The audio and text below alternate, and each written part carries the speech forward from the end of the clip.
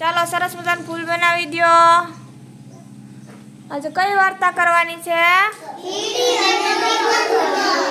હા, નદી કિનારે એક કેનું ઝાડ હતું?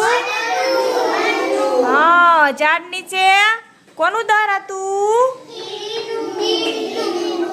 દરમાં એક કીડી રહે। ઝાડ પર એક માળામાં કોણ રહે? હા, કીડી અને કબૂતર બંને પાડોશી હતા। એક દિવસની વાત છે। કબૂતર નદીનું વહેણ જોતું વડની ડાળ પર બેઠું તું। ક્યાં બેઠું તું? એકાએક તેને નદીમાં કંઈક તણાતું જોયું। તણાતું જોયું શું હતું? બિચારી કીડી બેન વહેણમાં તણાતી હતી। કબૂતરે વિચાર્યું કે કીડીબાઈને બચાવવા કેવી રીતે? કબૂતર પોતાની ચાંચથી પાંદડા તોડીને ક્યાં નાખવા માંડ્યું? હા, એક પાંદડું કોની પાસે પડ્યું? કીડી તરત તેના ઉપર પાંદડું વહેણમાં તણાવવા માંડ્યું ને કબૂતરે પાંદડું કેનાથી લઈ લીધું?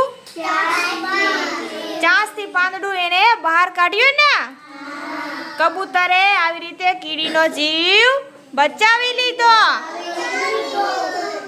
કીડી અને કબૂતરની ભાઈબંધી પાક્કી થઈ ગઈ। બીજા દિવસે એક શિકારી જંગલમાં આવ્યો। પેલા વડ નીચે ઊભો તેને કબૂતરને ઝાડની ડાળી પર બેઠેલું જોયું અને તે રાજી થયો। કોણ રાજી થયો? શું કામ રાજી થયો?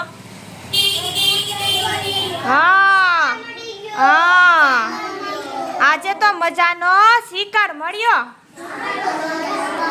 શિકારીએ કબૂતર તરફ તીર તાક્યું। શું તાક્યું?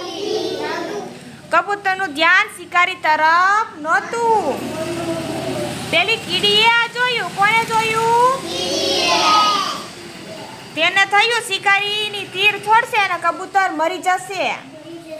કબૂતરને બચાવવા કીડી તો ઝટઝટ દોડીને તે શિકારીના પગ પર ચોંટી ગઈ ને એને જોરથી ઝટકો ભર્યો।